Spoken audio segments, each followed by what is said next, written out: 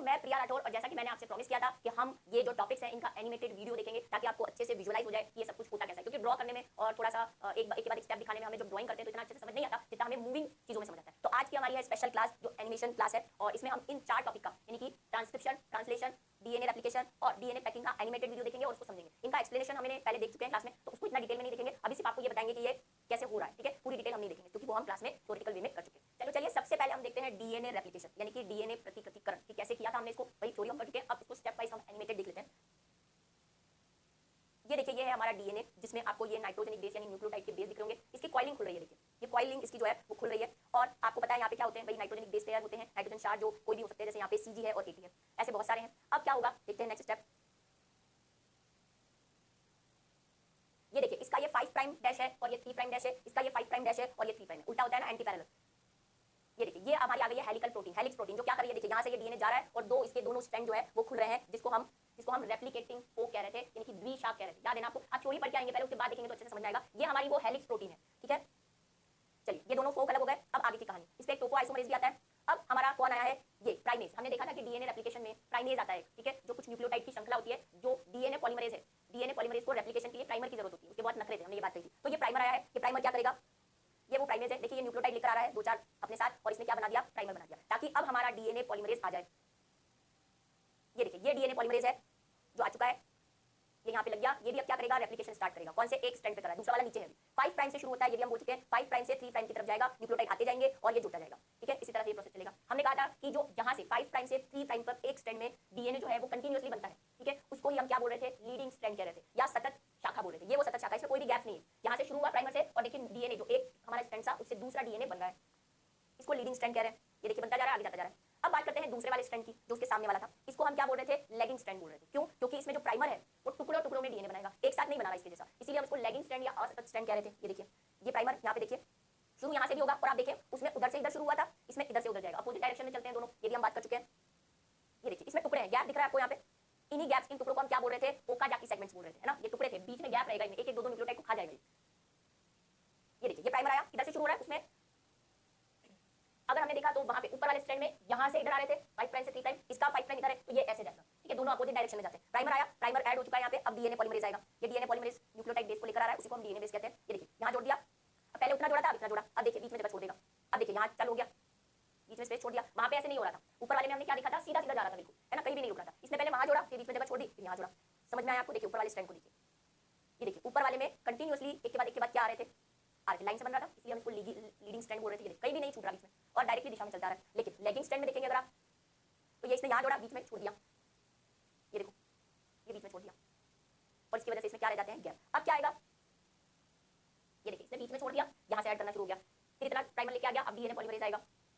ये देखिए फिर ये इसने यहाँ पे जोड़ना शुरू कर दिया, तो इस वजह से यहाँ पे बीच बीच में कई जगह खाली रह जाती है ना। अब ये उतना बन गया, अब ये यहाँ जुड़ जाएगा, लाइन से नहीं होगा, फिर ये इतना बना देगा तो यहाँ पे कई जगह छूट जाएगी। जब पूरे दोनों डीएनए स्ट्रैंड में डीएनए पॉलीमरेज डीएनए बना लेता है तो एक एंजाइम आता है जिसका नाम मैंने आपको बताया था, न्यूक्लियस, या उसी को हम क्या बोलते हैं, एक्सोन्यूक्लियस भी कहते हैं। क्या काम करता है ये ओकाजाकी स्ट्रैंड में ये जो जगह छुटी हुई है बीच बीच में उसको कंप्लीट करता है। उसकी तो लाइन सर बन रही है, उसको तो कोई टेंशन नहीं है, इसका जो है वो बीच बीच में जगह छुटी हुई है तो उसको भरने का काम ये क्या करता है, एक्सोन्यूक्लियस। ये देखिए ये ब्राउन वाला एक्सोन्यूक्लियस है, ये बीच की जगह भर रहा है, ये जो जगह खाली रह गई थी उसको भर रहा है। और क्या कर रहा है, हमने प्राइमर ऐड किया था, स्टार्टिंग में हमने प्राइमर ऐड किया था ना, प्राइमर लेके आए थे, उस प्राइमर को भी हटा देगा क्योंकि वो तो किस लिए आया था, सिर्फ डीएनए पॉलीमरेज के लिए आया था, उसको स्टार्ट करवाने के लिए। तो एक्सोन्यूक्लियस इस प्राइमर को यहाँ से हटा देगा और उसकी जगह नॉर्मल वाले न्यूक्लियोटाइड को लाकर जोड़ देगा। डीएनए पॉलीमरेज को कहेगा तू इसको भी कर, वो तो प्राइमर था। अब ये देखिए दोनों स्ट्रैंड बन गए, ये कौन आ रहा है, ये है ligase enzyme, DNA ligase enzyme. इसका क्या काम था, ये अगर पूरे डीएनए बन गए हैं तो उसमें जो बीच बीच में अगर कोई जगह खाली रह गई है या बॉन्ड सही से नहीं बना है तो उनको जोड़ने का काम करता है। जैसे इसमें तो नॉर्मली अच्छे से ही बना है, लेकिन फिर भी कोई एक दो न्यूक्लियोटाइड के बीच में जो हाइड्रोजन बॉन्ड है, भाई हमने तो नए न्यूक्लियोटाइड जोड़े, लेकिन ए और जी के बीच में, सी ए और टी के बीच में, जी और सी के बीच में जो हाइड्रोजन बॉन्ड है उनको वापस बनाने का काम कौन करता है, डीएनए लाइगेज। साथ में जो लेगिंग स्ट्रैंड था उसको भी, जो टुकड़े बच गए हैं उनमें भी जो हाइड्रोजन बॉन्ड बनाने हैं दोनों न्यूक्लियोटाइड को जोड़ने के लिए, वो भी कौन करेगा, डीएनए लाइगेज। ये देखिए कर रहा है, सब तरफ घूम गया, ये दोनों तरफ, ये भी अपोजिट डायरेक्शन में जाएगा और हमारे दोनों स्ट्रैंड से नए डीएनए बन गए। अब डीएनए वापस कॉइल हो जाएगा और एक डीएनए से 2 डीएनए बन गए। और इसमें आपने एक चीज देखी जो हमने पहले भी पढ़ी है कि डीएनए कैसा होता है, सेमी कंजर्वेटिव होता है। वही डीएनए 2 टुकड़ों में डिवाइडेड था, उससे नए डीएनए बने। तो एक डीएनए जो यहाँ पे हाईलाइट किया हुआ है ये तो पुराना वाला डीएनए का पार्ट है, नीचे भी ये जो हाईलाइट किया हुआ है ये पुराने वाले डीएनए का पार्ट है और दूसरा वाला पार्ट हमने नया बनाया है, इसीलिए इसको सेमी कंजर्वेशन या अर्ध संरक्षी बोलते हैं, क्योंकि दोनों डीएनए में एक पार्ट अभी वाला है और एक पैरेंटल है यानी कि पहले वाले डीएनए, ठीक है। तो डीएनए रेप्लिकेशन आपको समझ में आया। अब नेक्स्ट देखते हैं, अब हम पढ़ने वाले हैं डीएनए पैकिंग, यानी कि जो हमने मोतियों से देखा था क्लास में, धागे और मोतियों से मैंने आपको न्यूक्लियोसोम बना के समझाया था, और डीएनए पैकिंग को ही हम न्यूक्लियोसोम मॉडल भी कहते हैं। तो यहाँ पे हम देखने वाले हैं कि कैसे डीएनए पैक होता है। तो ये हमारी कोशिका है, कोशिका के केंद्र में डीएनए होता है, ये हमें पता है, ये वहां में ले जा रहा है अभी। ये देखिए ये डीएनए है, ये देखिए नॉर्मल डीएनए जो कॉइल होता है, ये देखिए ये न्यूक्लियोसोम ऐसा रहता है। अब कैसे पैक होता है वो हम देखते हैं। तो डीएनए हेलिक्स, डीएनए हेलिक्स की हमने लंबाई निकाली थी हमारे इंसानों वाली, अगर आपको याद है कैसे निकाली थी कि डीएनए में जितने टोटल नाइट्रोजनिक बेस होते हैं उनको हम डीएनए के जो लेंथ है, उनके बीच का जो गैप है, उनसे मल्टीप्लाई कर देते हैं तो हमें डीएनए की लेंथ पता चल जाती है। ये हमने कहा था, और इंसानों की हमने निकाली थी 2.2 मीटर। ये वो फॉर्मूला है। Total number of base pair यानी नाइट्रोजनिक क्षार कितने हैं और distance between two consecutive base pair, दोनों नाइट्रोजनिक क्षार के बीच का गैप, उन दोनों को मल्टीप्लाई कर दोगे तो आपकी डीएनए की लेंथ आ जाएगी। ये हम देख चुके हैं क्लास में। जो हमारे इंसानों में 6.69 थी, फिर हमने उसको 0.03 10⁻⁹ से मल्टीप्लाई किया तो हमारे इंसानों का कितना आया था, वो 2.2 मीटर। ठीक है,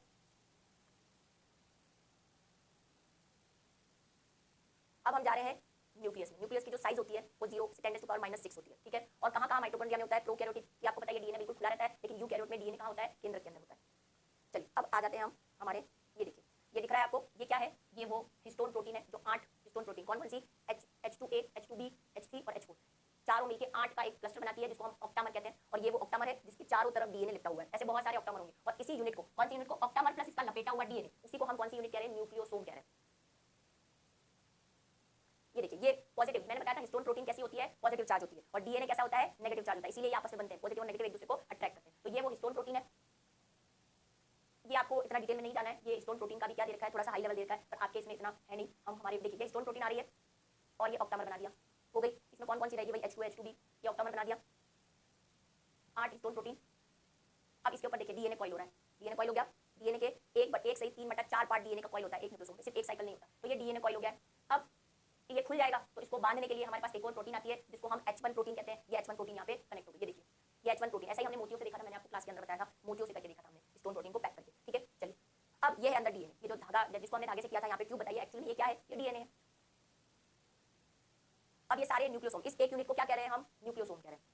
ऑक्टामर प्लस डीएनए लपेटा हुआ, जिसमें अब ये डीएनए पूरा क्या होगा, कॉइल हुआ, ऐसे बहुत सारे पास पास आ गए, देखिए, और ऐसा स्ट्रक्चर बना लिया इसने, एकदम सारे बिल्कुल पास पास आ गए, देखिए ऑक्टामर दिख रहे होंगे यहाँ यहाँ यहाँ यहाँ, ये सारे और पास पास पास पास पास पास आकर एक टनल लाइक स्ट्रक्चर बना लिया इन्होंने, और ये देखिए ऐसा बन गया ये। उसको और जूम करके, ये बीच बीच में आपको ऑक्टामर दिख रहे होंगे। अब डीएनए में जो होते हैं वो दो तरह के, जब हम माइक्रोस्कोप में देखते हैं तो ये बात हमने पढ़ी थी कि ये ऑक्टामर डॉट की फॉर्म में दिखाई देते हैं, है ना, बीट्स लाइक दिखाई देते हैं। लेकिन ऐसा सारा डीएनए कॉइल नहीं होता। जैसे देखो ये कुछ पार्ट डीएनए का कॉइल है न्यूक्लियोसोम बना के, कुछ आपको फ्री दिख रहा है। तो डीएनए दो तरीके से हमें माइक्रोस्कोप में स्टेन करने पर, मतलब अभिरंजित करने पर दिखता है। पहला जो दिखता है उसको बोलते हैं हम यू क्रोमेटिन, और दूसरा होता है हेट्रोक्रोमेटिन। क्या होते हैं ये समझ लो। यू क्रोमेटिन जो होता है उसमें कॉइलिंग इतनी टाइट नहीं होती, देखो यहाँ पे बिल्कुल सब पास पास, इसमें सब दूर दूर है न्यूक्लियोसोम। तो ऐसे डीएनए कॉइलिंग जिसमें टाइट कॉइलिंग नहीं है, मतलब जो कुंडलन होता है वो थोड़ा सा लूज होता है, विरल होता है, सघन नहीं होता, तो ऐसे जब हम इसको स्टेन करते हैं तो हमें कुछ पार्ट हल्के कलर का दिखाई देता है, जिसको हम बोलते हैं यू क्रोमेटिन, क्योंकि इसमें भी पास पास नहीं है तो वो बीच बीच में गैप दिखता है, तो हल्के कलर का दिखाई देता है स्टेन करने पर, इसलिए इसको यू क्रोमेटिन बोलते हैं। ये बहुत पास पास है तो ये ऐसे गाढ़े कलर का दिखाई देता है, गहरे कलर का, तो इसको हम बोलते हैं हेट्रोक्रोमेटिन, क्योंकि इसमें जो डीएनए होता है वो बहुत ही सघन होता है, बहुत ही कुंडलित होता है, हेट्रोक्रोमेटिन। ठीक है, ये बात आप ध्यान रखेंगे, ये क्लास में शायद नहीं बताई थी। ये बात यही कह रहा है कि जो लूजली पैक है, लूजली पैक मतलब भाई जो दूर दूर है, अच्छे से पैकिंग नहीं हुई है, वो तो यू क्रोमेटिन है, और जो टाइटली पैक्ड है ये वाले, ये क्या है, हेट्रोक्रोमेटिन, बहुत ही डेंस है, ना, कलर तो बहुत ज्यादा है, packed and stain, dark dark colour का स्टेन देते हैं जब इनको स्टेन करते हैं। तो दोनों चीजें समझ में आ गई आपको। चलिए ये क्या बता रहा है, ये बता रहा है कि कैसे डीएनए पैक हुआ। तो पहले हमने डीएनए स्ट्रैंड लिया, उसमें क्रोमेटिन स्ट्रैंड मतलब न्यूक्लियोसोम उसके अंदर ऐड कर दिया, तो डीएनए थोड़ा सा कंडेंस हो गया और हमें ऐसा दिखाई देता है बीट्स की तरह, जैसे माला में बीट है।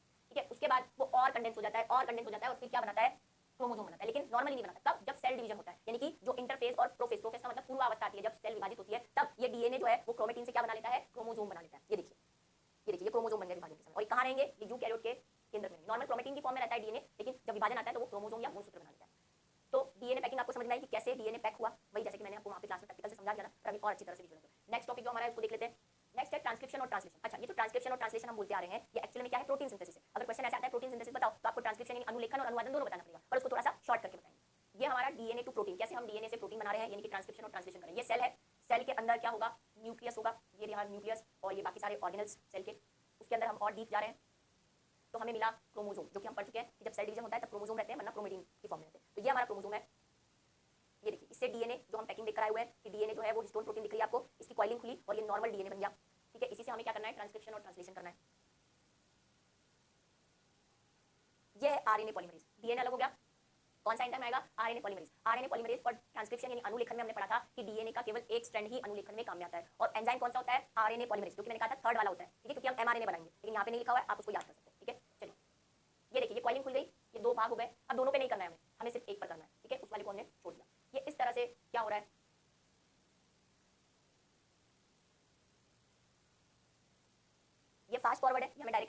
एमआरएनए बनकर निकल गया, ये देखिए ये एमआरएनए बनकर निकल गया। अभी स्लो फॉर्म में भी देखेंगे हम, इसमें से अनुलेखन हुआ, अनुलेखन में डीएनए से एमआरएनए बन गया, ये हमारा एमआरएनए है डीएनए की कॉपी बनने के बाद। अब इस एमआरएनए के आगे का स्टेज देखते हैं, इसका कुछ पार्ट देख रहे हैं, ठीक है, पूरा पार्ट नहीं देख रहे, ये बहुत लंबा है।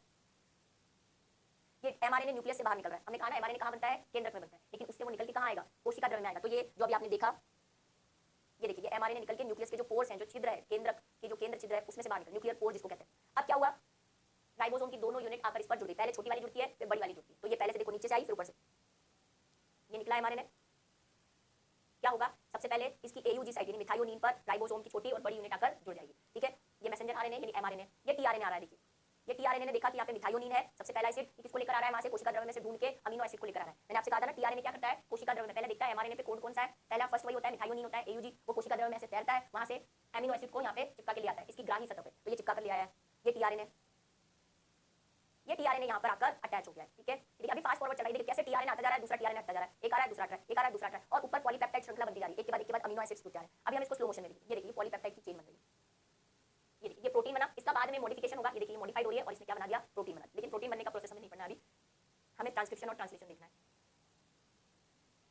ये है ट्रांसलेशन, ठीक है, ट्रांसलेशन देख रहे हैं हम। ये न्यूक्लियस, ये न्यूक्लियस से देखो अब स्लो मोशन में दिखा रहे हैं, पहले फास्ट फॉरवर्ड दिखाया आपको कैसे टीआरएनए आता है चिपकता जाता है, ये एमआरएनए निकला ट्रांसक्रिप्शन के बाद। ये देखिए ये मैंने आपको कहा था कि अमीनो एसिड इनएक्टिव होते हैं, है ना, वो किसी एक एंजाइम जिसको हमने बोला था अमीनो एसाइल से कनेक्ट होकर एक्टिव हो जाते हैं। ये देखिए ये एक्टिव कौन से हैं, अमीनो एसिड। अब ये टीआरएनए से जुड़ेंगे, ये देखिए ये टीआरएनए आकर जुड़ गया यहाँ पर, ये देखिए वो टीआरएनए जुड़ रहा है, ये अमीनो एसिड कौन सा है, ये कौन सा अमीनो एसिड है, ये मिथायोनिन, क्योंकि सबसे पहला मिथायोनिन ही होगा। ये एटीपी से आई इसको एक्टिव कर दिया, ये फॉस्फेट वगैरह अभी आपके नोन का नहीं है। ये देखिए ये टीआरएनए आ रहा है, ये टीआरएनए ने अमीनो अम्ल को ढूंढ लिया और इससे अटैच हो गया, पकड़ के लेकर जाएगा ये उसको एमआरएनए के पास। ये टीआरएनए से बाइंड हो गया कौन सी शाखा पे, ग्राही, यानी कि जो हमने बोला अमीनो एसिड साइट पे। ये तैयार हो गया हमारा टीआरएनए विद अमीनो एसिड। अब ये लेकर जा रहा है इसको, ये देखिए इसने अमीनो एसिड ले लिया इसके एसेप्टर साइट पे, एयूजी। ये हमारा वो एमआरएनए, इस पे देखिए छोटा वाला राइबोसोम जुड़ा पहले 30s यूनिट, ये छोटा वाला राइबोसोम जुड़ा। ये कोडोन है जो सारे 3 के गैप में कोडोन्स होते हैं, ये हमें पता है, जिसको पहचानता है। ये राइबोसोम आया, कौन सी डायरेक्शन में चलेगा, 5' से 3', ये भी हमें पता है। अब ये इनिशिएशन साइट है, इनिशिएशन साइट वही जहां पर मिथायोनिन होता है। तो इतना लंबा एमआरएनए है, टीआरएनए को कहां जुड़ना है, इसको कैसे पता चलेगा कि हमें रेप्लिकेशन जो ट्रांसलेशन है वो कहां से शुरू करना है, तो वो एयूजी साइट ढूंढता है, इसने ढूंढ ली, इसको हम प्रारंभन कोडोन भी बोलते हैं, मिथायोनिन, इसको मिल गया, ये राइबोसोम यहां पे जुड़ गया। अब टीआरएनए आया किसको लेकर, मिथायोनिन को लेकर, एमईटी का मतलब मिथायोनिन, ये यहां पर आकर अटैच हो गया। अब बड़ा वाला यूनिट आएगी राइबोसोम की, ये आ रही है लार्ज सब यूनिट, यानी कि बड़े वाले राइबोसोम की यूनिट, ये यहां पर आ गई। अब देखो यहाँ पे 3 जगह है जो मैंने आपको बताया था, ए साइट, पी साइट और ई साइट, 3 जगह होती है। पहले टीआरएनए कहां पर आता है, पी साइट पर आता है, ठीक है, पी साइट पर आया, ये टीआरएनए जुड़ा हुआ है। ये दूसरा टीआरएनए आ रहा है, देखिए वहां से, किसको लेकर, दूसरे वाले जो यहाँ पे नेक्स्ट कोडोन होगा, जैसे मुझे यहाँ पे दिख रहा है यूसीजी है, तो यूसीजी को, यूसीजी देख लिया होगा इसने कि वहाँ पे यूसीजी है, उसका अमीनो एसिड लेकर, जैसे इसको लेकर आया था, अब दूसरे अमीनो एसिड को लेकर आ रहा है और यहाँ पर आकर ए साइट पर अटैच हो जाएगा। ये देखो ये अटैच हो गया। अब ये दोनों अमीनो एसिड है पास पास, इनके बीच में देखो पेप्टाइड बॉन्ड बन गया है। ये वाला ग्रीन वाला पहले वाला अमीनो एसिड था, ये नया लेकर आया है, और इनके बीच में आपको व्हाइट कलर की लाइन दिख रही होगी, ये पेप्टाइड बॉन्ड बन गया, दोनों अमीनो एसिड अटैच हो गए। ये देखिए वहां से अमीनो एसिड निकल गया दूसरे वाले टीआरएनए से, ये शिफ्ट हो गया, शिफ्ट देखा आपने, पहले ए पे था अब पी पे आ गया, और जो ई पे गया था वो बाहर निकल रहा है, वो दोनों अमीनो एसिड वही है। अब तीसरा टीआरएनए आ रहा है, ये अटैच हुआ, 3 हो गए, ये तीनों जुड़ जाएंगे, ग्रीन, ऑरेंज और ब्लू, वापस ये इधर शिफ्ट हो जाएंगे, ये देखिए ये शिफ्ट हो गए, वो वाला निकल गया पी साइड पे, चौथा आ रहा है, ऐसे आते जाएंगे। अब आप देख लीजिए ये इलॉन्गेशन हो रहा है, लंबाई में वृद्धि, देखिए पॉलीपेप्टाइड श्रृंखला बढ़ती जा रही है। अब ये आ गए हैं स्टॉप कोडोन्स, स्टॉप कोडोन्स बताया था आपको, यूयूए, यूएजी, ये ऐसे चलता जाएगा जब तक प्रोटीन बनना है। उसके बाद जब भी कभी टीआरएनए को स्टॉप कोडोन्स मिल जाएंगे, यानी कि रोकने वाले जो कोडोन्स है यूयूए, यूएजी और यू, इसको दिख गया स्टॉप कोडोन, अब ये श्रृंखला यहीं रुक जाएगी, अब कोई टीआरएनए नहीं आएगा। ये जो श्रृंखला बनी है ये अब हमारा क्या है, पॉलीपेप्टाइड अमीनो एसिड्स की जो चेन बनी हुई है, ये यहाँ से अलग, ये आगे की प्रोसेस में चली जाएगी प्रोटीन बनने के लिए, ये सब भी अलग हो जाएंगे।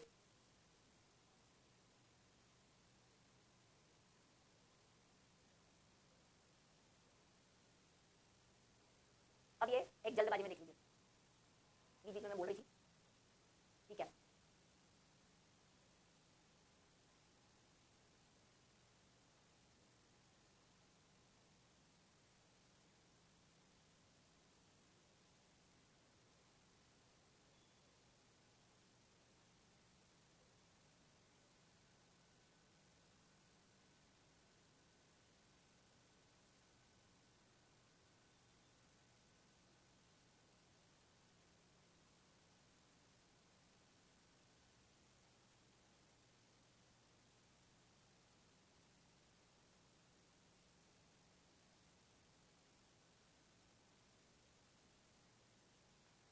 आपने कैसे हुआ ट्रांसलेशन और ट्रांसक्रिप्शन हमने थोड़ा जल्दी में देखा कि उसमें ऐसा कुछ नहीं था, जस्ट डीएनए की एक कॉपी बनती है जैसे रेप्लिकेशन में बनती है, तो रेप्लिकेशन जैसा ही कुछ स्टेप होता है, ज्यादा कोई हार्ड एंड फास्ट नहीं, सिर्फ एंजाइम बदल जाता है। तो हमने देखा ट्रांसक्रिप्शन और ट्रांसलेशन और डीएनए पैकिंग।